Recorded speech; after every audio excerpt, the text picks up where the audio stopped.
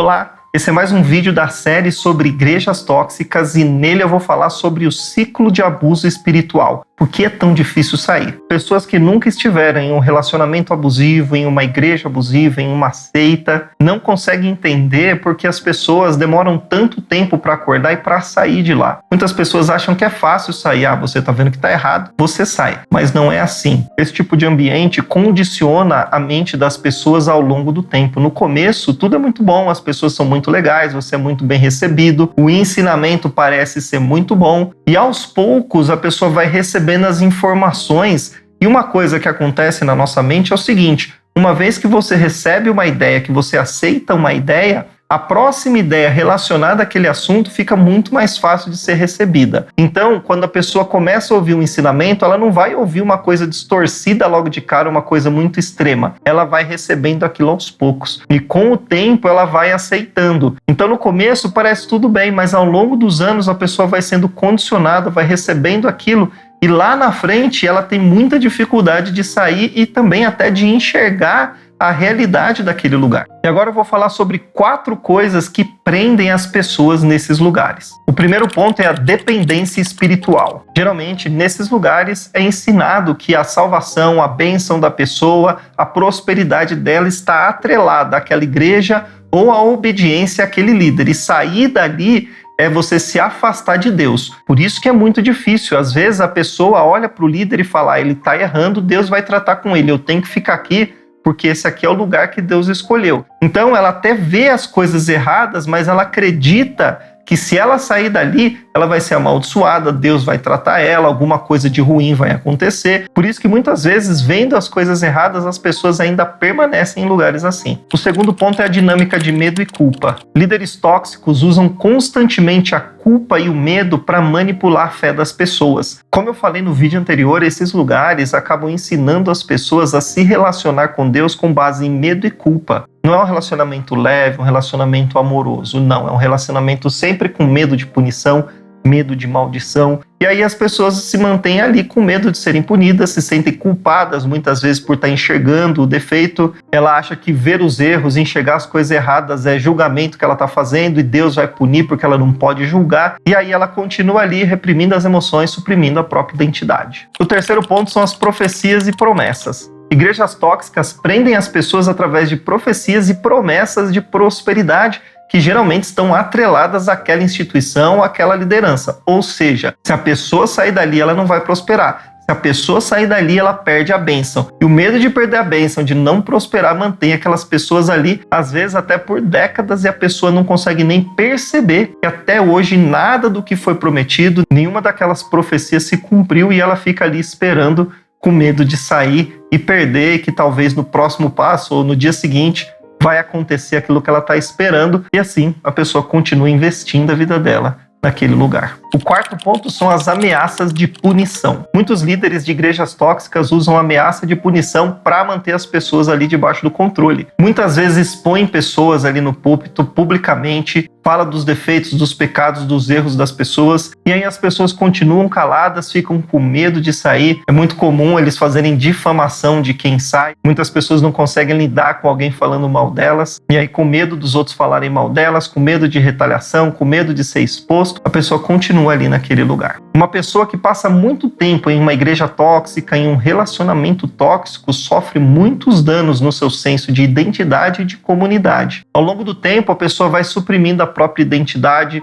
ela fica com medo de pensar, de criticar, de analisar as coisas. Uma das coisas que acontecem é a descredibilização do pensamento crítico e da dúvida. Em lugares tóxicos, qualquer questionamento é visto como ataque, como falta de fé, como rebeldia, como influência maligna. E aí a pessoa, com medo de criticar, de julgar, ao longo do tempo ela vai deixando passar, não exercita mais o seu raciocínio, não consegue mais pensar com clareza, e isso faz com que ela não consiga mais ter discernimento lógico sobre as coisas. E a Bíblia nos ensina que as pessoas maduras têm capacidade para discernir o bem e o mal. Nós somos seres pensantes, Devemos sim ter um raciocínio lógico, um raciocínio crítico sobre as coisas, e isso nos livra de sermos manipulados e de entrarmos em ambientes e relacionamentos destrutivos. Uma outra coisa que acontece é que a identidade da pessoa fica atrelada à igreja. Ela passou tanto tempo naquele ambiente, se isolou, ela recebeu tanto aquele ensinamento, ela acreditou tanto naquilo, que aquilo agora faz parte de quem ela é. Eu já falei sobre isso em outros vídeos. A pessoa, quando sai de um ambiente desse, ela já não sabe mais quem é, não sabe mais o que fazer, para onde ir. Por isso, muitas vezes ela não sai, porque sair dali é se afastar de si mesmo, é afastar daquilo que ela acreditou, daquilo que ela construiu ao longo dos anos. Mesmo vendo coisas erradas, ela se mantém naquele lugar. É importante dizer que a maioria das vezes isso não é um pensamento consciente, isso é um comportamento inconsciente. Conforme a pessoa vai ficando ali, vai sendo, entre aspas, instalada um conjunto de crenças nela, e com o tempo aquilo faz parte do que ela é, e ela é condicionada a se comportar daquela maneira. E aquilo se tornou um padrão inconsciente, por isso que é muito difícil sair. Uma outra coisa que prende as pessoas em lugares assim é a dependência social e o isolamento. Como a pessoa com o tempo foi cortando as relações que ela tinha com as outras pessoas que não fazem parte ali daquela igreja e foi se aproximando cada vez mais dos membros daquela comunidade,